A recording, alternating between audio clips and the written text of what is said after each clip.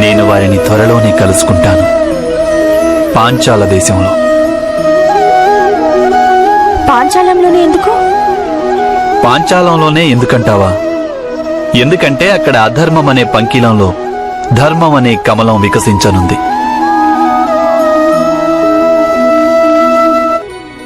కానీ భవిష్యత్ అనేది ప్రతిదినము ప్రతి క్షణము రూపుదిద్దుకుంటుంది.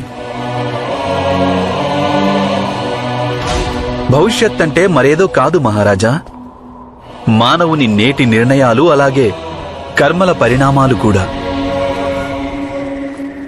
మీరు నేడు తీసుకున్నటువంటి నిర్ణయాలు సంతృప్తికరంగా ఉంటే ఇక తప్పకుండా భవిష్యత్తులోనూ ఖచ్చితంగా సంతోషం పొందుతారు.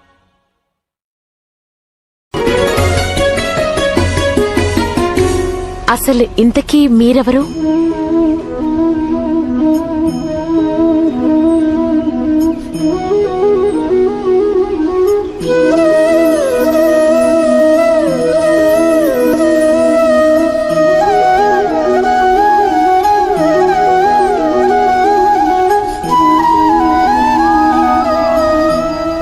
నేనా?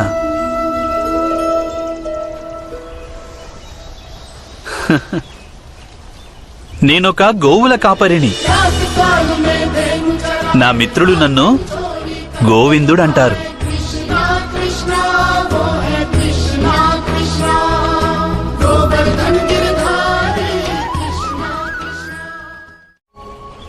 నీవు వేయవలసిన ప్రశ్న ఏమిటంటే, నీవు ఎవరవని. నీ గురించి తెలుసుకున్నావంటే అన్ని సమాధానాలు వాటంతటవే లభిస్తాయి.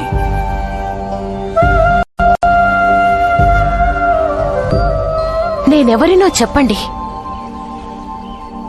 ప్రతి వ్యక్తి ఆ దేవుని అవ్యక్త రూపమే, కానీ అది ఎవ్వరికీ తెలియదు. చీకటిలో దాగిన ఆకారం కనిపించదు. అలాగే అజ్ఞానంలో దాగిన ఆత్మ కనిపించదు.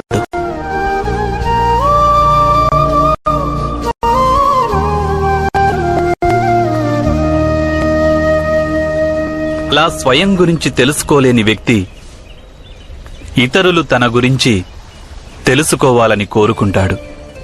ఇతరులు తన గురించి చెప్పాలనుకుంటాడు. తనెవరో, తను ఏమిటో. కానీ ఆ ఇతరులు కూడా స్వయంగా తమ అజ్ఞానంలో చిక్కుకుపోయి ఉంటారు. అలా తమ గురించి తెలుసుకోలేని వారు మనమేంటో మనకెలా చెప్పగలుగుతారు చెప్పు?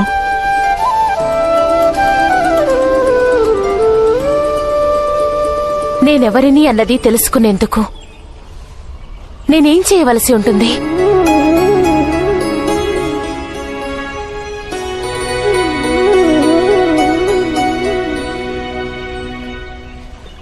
ధర్మాన్ని మోయవలసి ఉంటుంది. ఆ ధర్మ స్థాపించడం కోసం ప్రయత్నం చెయ్యవలసి ఉంటుంది. కానీ నేను ధర్మం గురించి ఎలా తెలుసుకోగలను? ధర్మం గురించి తెలుసుకునే ముందు ధర్మం యొక్క ఆధారం గురించి తెలుసుకోవలసి ఉంటుంది. ధర్మానికి 5 ఆధారాలుంటాయి: జ్ఞానం, ప్రేమ, న్యాయం, అంకితభావం, ధైర్యం.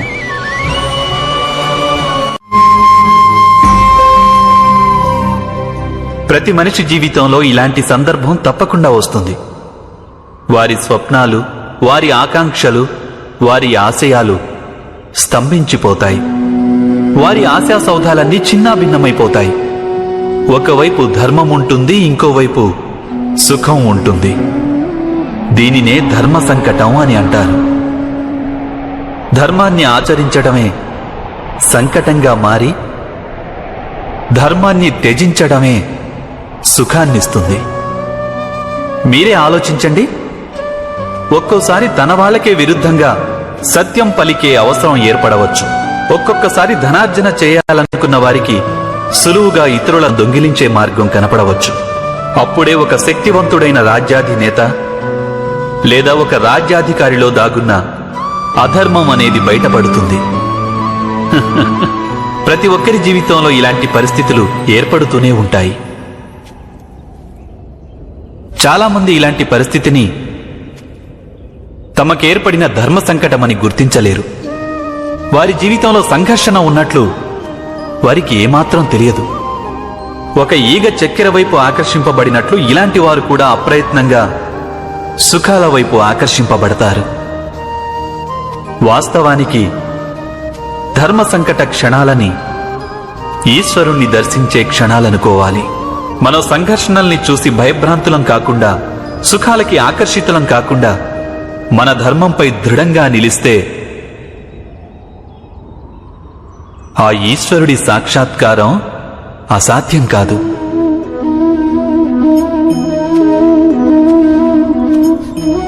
పెనుగాలితో యుద్ధం చేసే ఆకు వృక్షం నుంచి రాలిపోవచ్చు, అయినప్పటికీ అది ఆకాశం కేసే ఎగురుతుంది. పెనుగాలికి వాలిపోయే గడ్డి అక్కడే భూమి మీదే ఉండిపోతుంది. అనగా ధర్మ సంకటం నుంచి సంకటాన్ని తొలగించేస్తే సుఖం ప్రాప్తించొచ్చు, ఆయుష్ పెరగొచ్చు. కానీ మన వ్యక్తిత్వం నశించదా? మన ఆత్మ కృశించిపోదంటారా? మనం ఈశ్వరునికి సదా దూరమైపోమా? మీరే ఆలోచించండి. ప్రణామాలు. ప్రణామాలు వాసుదేవా. మిమ్మల్ని కలవడం నా అదృష్టంగా భావిస్తున్నాను. సమస్త ఆర్యావర్తంలోనూ మీ ధర్మం గురించే చెప్పుకుంటున్నారు. ఆ, ధర్మం అంటేనే అలాంటిది అంగరాజాకరణ. ధర్మం గురించి ప్రతి ఒక్కరూ చర్చిస్తారు, కానీ ధర్మం గురించి మాత్రం తెలుసుకోలేకపోతుంటారు. అయితే మీరు చెప్పండి, ధర్మాన్ని తెలుసుకునే మార్గం ఏమిటి? ధర్మం వలన గౌరవం లభిస్తుంది అంగరాజా. జీవితంలో ఎవరికైనా అవమానాలు ఎదురైతే వారు ధర్మానికి కట్టుబడి ఉండలేదని భావించాలి. మరి ఒకవేళ పుట్టుకతోనే కేవలం అవమానాలే ఎదుర్కొన్న వ్యక్తి ఏం చేయాలంటారు వాసుదేవా? గౌరవం కోసం సంఘర్షణ చేయాలి, అయితే అధర్మానికి సహకరించకూడదు.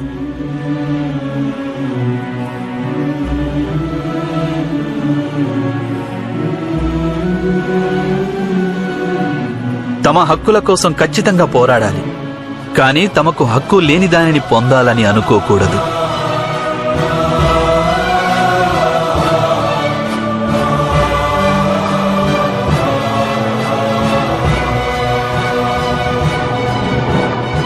అంటే అర్థం ఏమిటంటే అంగరాజా, ఎంత పెద్ద పర్వతమైనా చిన్న నదిపై కూడా అధికారం చూపదు.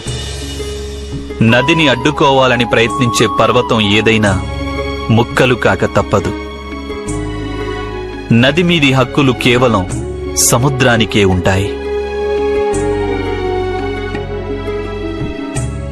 మీరు మాట్లాడుతున్నది సముద్రపు శక్తి గురించా లేక పర్వతపు బలహీనత గురించా వాసుదేవా? నేను నది నొసటి రాత గురించి మాట్లాడుతున్నాను.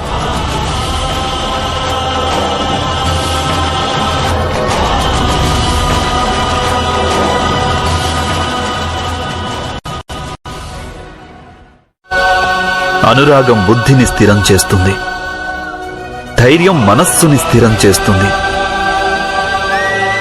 ప్రేమ హృదయాన్ని స్థిరం చేస్తుంది, సమర్పణ శరీర ఆవేదనలను శాంతింపచేసి శరీరాన్ని స్థిరం చేస్తుంది. ఇక న్యాయం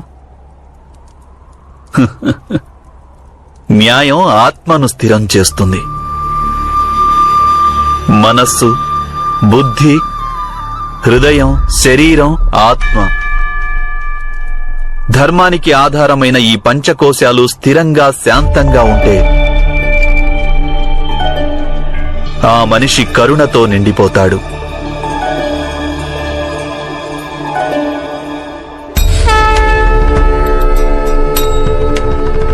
దీనినే ధర్మం అంటారు.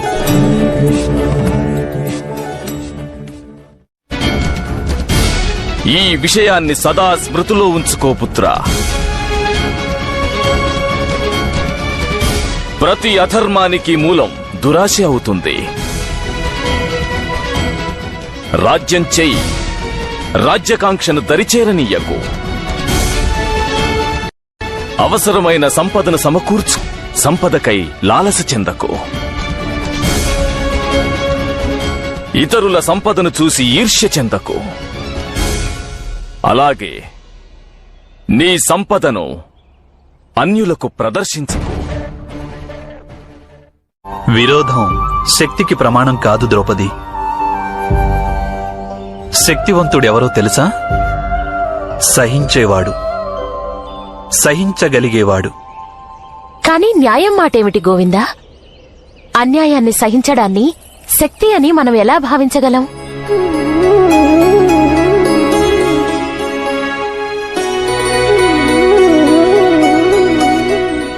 మన హృదయంలో నుండి క్రోధం, విరోధం తొలగిపోయినప్పుడు సహన శక్తే ధర్మం యొక్క శక్తిగా మారుతుంది. క్రోధం నుండి ప్రతీకారం పుడుతుంది. ఇక ధర్మం నుండి న్యాయం పుడుతుంది. పోటీలో గెలిచే సామర్థ్యం ఉండి దాన్ని త్యజించడం కూడా ఖచ్చితంగా సమర్థత అనే అనిపించుకుంటుందేమో.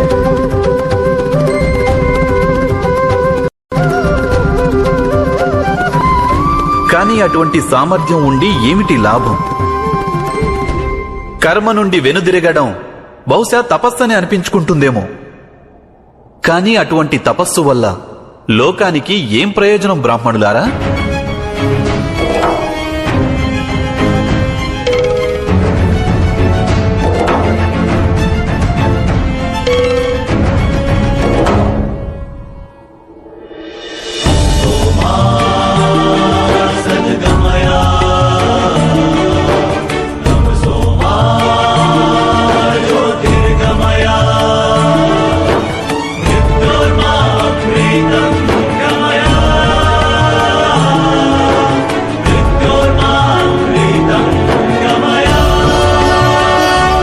కేవలం తమ సుఖం, దుఃఖం, వాగ్దానాల గురించి ఆలోచించి లోకం పట్ల ఉన్న కర్తవ్యం గురించి ఆలోచించకపోవడం అనేది స్వార్థం అనిపించుకుంటుంది. కాని నిజమైన సామర్థ్యం స్వార్థం కలిగి ఉండదు.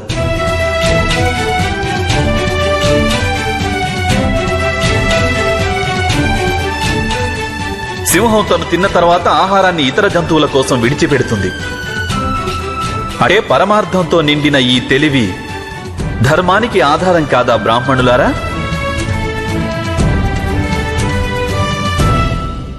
మీరే ఆలోచించండి.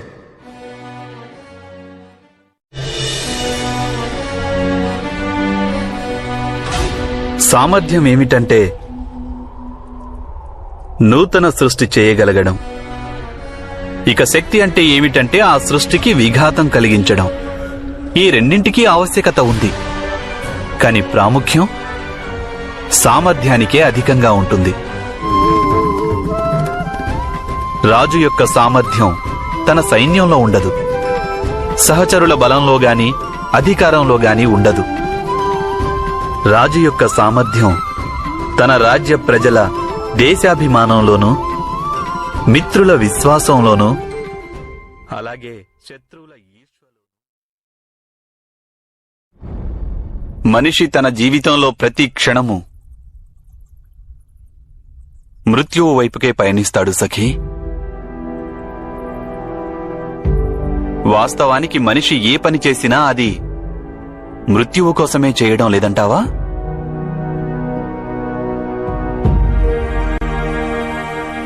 వసంతంలో చివురించేటటువంటి ప్రతి ఒక్క పత్రము మళ్లీ శిశిరంలో రాలేందుకే చివురించడం లేదా?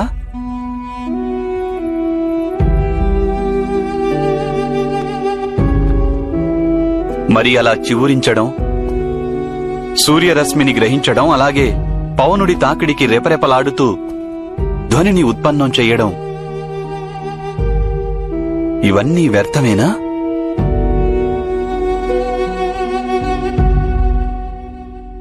పెను తుఫాను వృక్షాన్ని కుదిపేస్తున్నప్పుడు ఆ వృక్షాంశంపై ఉన్న ప్రతి ఆకు తన శక్తినంతా కూడా తీసుకుని ఆ వృక్షంపైనే ఉండే ప్రయత్నం చేస్తుంది. కాని శిశిర ఋతువు రాగానే అవి వాటంతటవే రాలిపోతాయి. సృష్టి కూడా ఒక మహావృక్షం లాంటిదే సఖీ.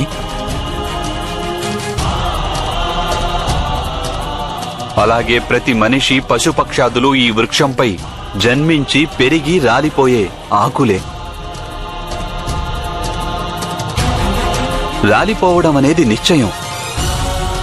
కాని ఆ మహావృక్షంపై ఉన్నంత వరకు వారు సంఘర్షణలు, శాంతి రెండింటినీ ఆనందించడం వారి కర్తవ్యం.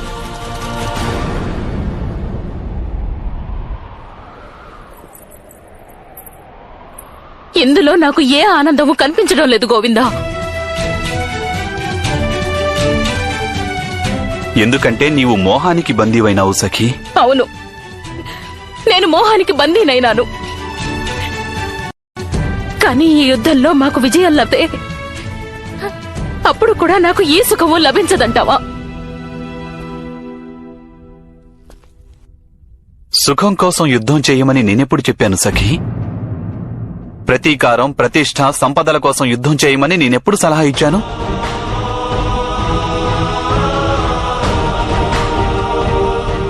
ఈ యుద్ధాన్ని సమాజ సుఖం కోసం చేయాలి సఖీ. అధర్మాన్ని నాశనం చేసేటందుకు, ధర్మాన్ని పునఃస్థాపించేందుకు మనం యుద్ధం చేయాలన్నాను. ఇంతటి మహాత్యాగాన్ని మేమే ఎందుకు చేయాలి గోవిందా? ఎందుకు?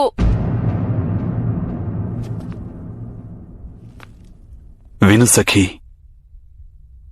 మానవ సమాజం రూపొందించిన నీతి, ఆదర్శం, ధర్మం ఇవన్నీ సముద్ర తటంపై నిర్మించిన ఇసుక భవనం మాదిరిగా ఉంటాయి. కాలం తాకిడికి అవి అనునిత్యం కూలిపోతూనే ఉంటాయి. వాటిని నిరంతరం నిర్మించుకుంటూ ఉండటం తప్పనిసరి. లేదంటే నీతి, ఆదర్శం, ధర్మం ఇవన్నీ నాశనమైపోతాయి.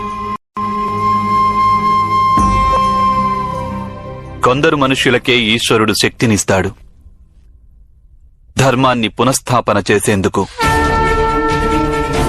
ఎవరికైతే అటువంటి శక్తి ఉంటుందో వారు తమ సర్వస్వాన్ని కోల్పోయినప్పటికీ ధర్మం కోసం సంఘర్షణను కొనసాగిస్తూ ఉంటారు. అది ఆ శ్రీరామచంద్ర ప్రభువు కావచ్చు, లేక పరశురామ ప్రభువైనా, లేక వామనావతారమైనా. ధర్మ సంస్థాపనకై కృషి చేసే వారికే నిరంతరం పూజలు చేస్తుంటుంది ఈ లోకం.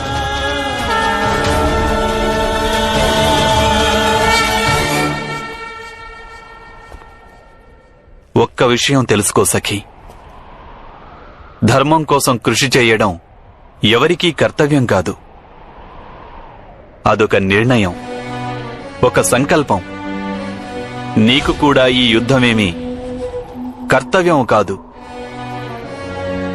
సమాజ హితం కోసం తీసుకున్న ఒక సంకల్పం అది. నీవు ఎప్పుడైనా సరే ఈ సంకల్పాన్ని వదులుకోవచ్చు. అందువలన నీకు పుత్రులు, భర్తలు, పౌత్రులు వీరి నుంచి సుఖం లభించవచ్చు. కాని కోట్లాది మంది మానవుల మాదిరిగా నీవు కూడా కాల ప్రవాహంలో కొట్టుకుపోతావు సఖీ. నీ జీవితం వ్యర్థమైపోతుంది.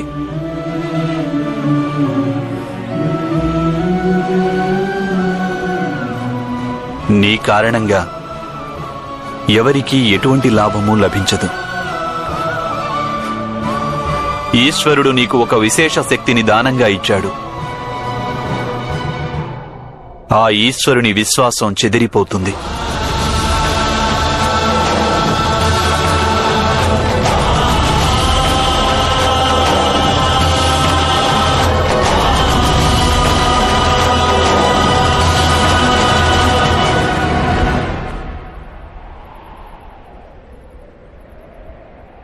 నిర్ణయం నీవే తీసుకోవాలి సఖీ.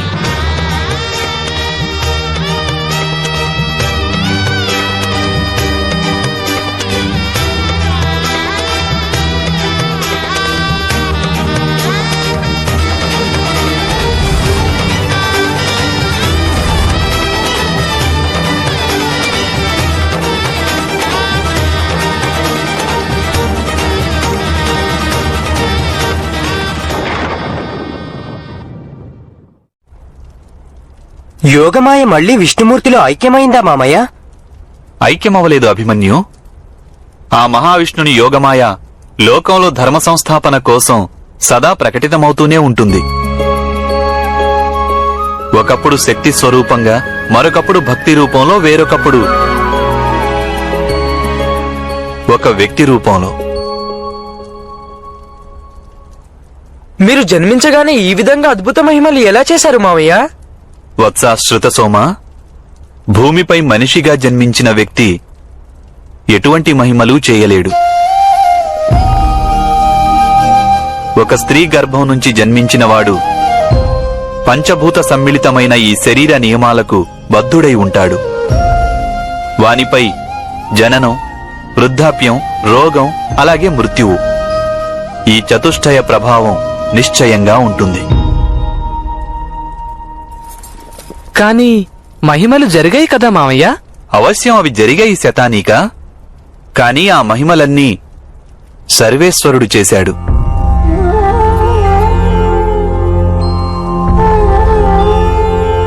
మన సమాజంలో వ్యాపించిన అధర్మాన్ని నాశనం చేసి ధర్మాన్ని స్థాపించాలనే కోరిక ప్రతి మనిషి హృదయంలోనూ జన్మించినప్పుడు, పాపము ఎప్పుడు తన అవధులు దాటిపోతుందో అప్పుడు ధర్మాన్ని రక్షించడం కోసం సర్వేశ్వరుడు మహిమలు చేస్తూనే ఉంటాడు వత్స.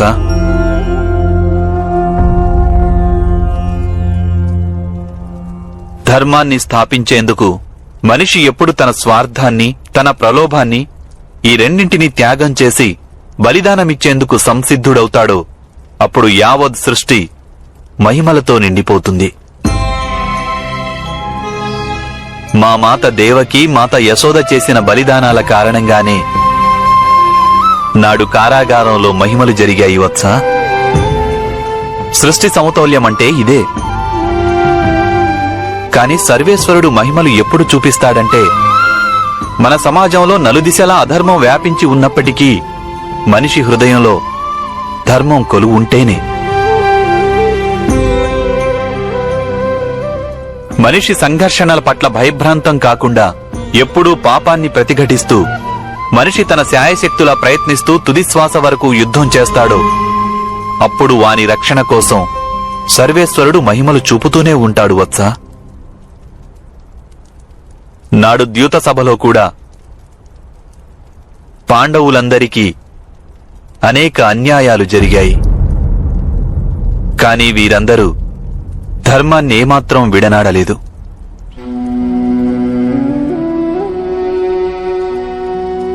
ఎన్నెన్ని అవమానాలు, బాధలు, దౌర్జన్యం జరిగినప్పటికీ మీ మాత ఎన్నడూ పరాజయాన్ని అంగీకరించలేదు.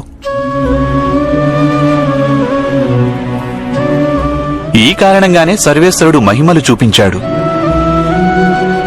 అంటే అర్థం, ఈ లోకం నుండి, సృష్టి నుండి, సర్వేశ్వరుని నుండి సహాయం పొందాలంటే సర్వప్రథమంగా తమ స్వార్థాన్ని, మోహాన్ని త్యజించి సంఘర్షణ చేయక తప్పదు.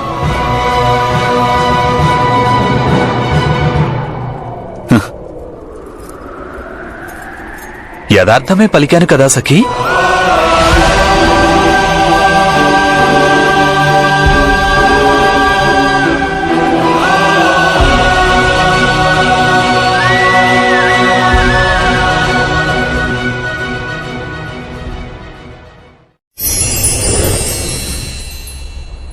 బాల్యంలో మీరింత సాహసం చేశారా వాసుదేవా? అయితే మీకు ముందే తెలుసా మీ చేతులలో ఆ కాళీయుడు పరాజితుడవుతానని? అవశ్యం నాకు తెలుసు వత్స. సర్వేశ్వరుడు నాకు విశేష శక్తినిచ్చాడు. ఈ కారణంగానే వాని పరాజయం నా చేతుల్లో జరగాలనుంది.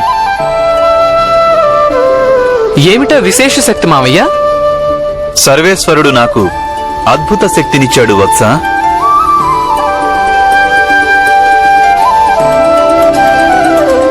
అదేమిటో నీకు తెలుసుకోవాలనుందా? ప్రయత్నం చేసే శక్తి. నాకు నమ్మకం ఉంది, ఒకవేళ నేను సాహసంతో శ్రద్ధగా ప్రయత్నం చేస్తే ఎటువంటి కార్యమైనా నాకు అసంభవం కాదని. కానీ మావయ్య, ప్రయత్నం అనేది అందరూ చేస్తారు కదా. నీవు యథార్థం చెప్పావు వత్సా శృతసోమా. ప్రయత్నం అందరూ చేస్తుంటారు. నిజానికి ప్రయత్నం చేయడమే అవసరం విజయాన్ని పొందేందుకు.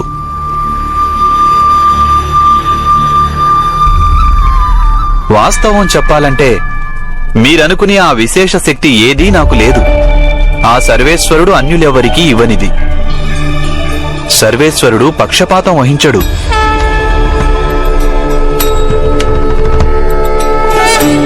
మనం అందరం సమానమైన శక్తితోనే జన్మిస్తుంటాం. కానీ భయం, మోహం, లాలస వంటి లక్షణాలు మనిషిని ప్రయత్నించకుండా నిరోధిస్తాయి. ఇక ఎవరైతే ప్రయత్నమే చెయ్యరో వారిని సాఫల్యం ఏ విధంగా వరిస్తుంది వత్సా?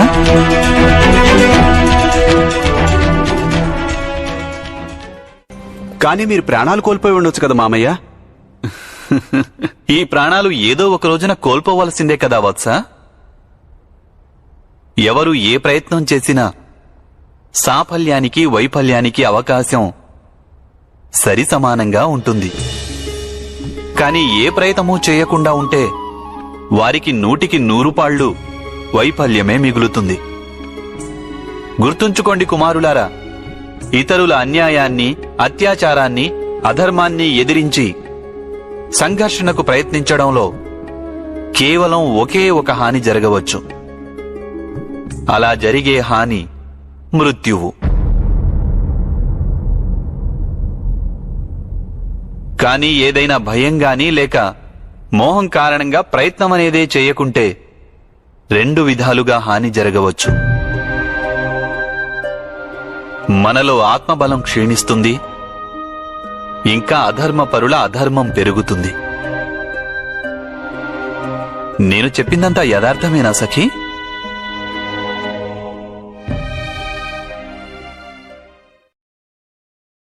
యాదవులు ప్రతి సంవత్సరం మహేంద్రునికి పూజలు చేస్తుండేవారు మామయ్య.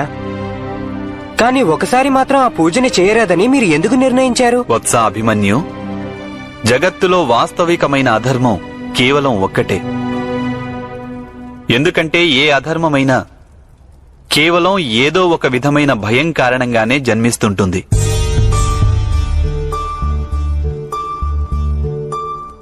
ఆ మహేంద్రుని పూజను తిరస్కరించడం నా అభిమతం కాదు. కానీ భయం కారణంగా ఇంద్రునికి పూజలు చేస్తుండేవారు.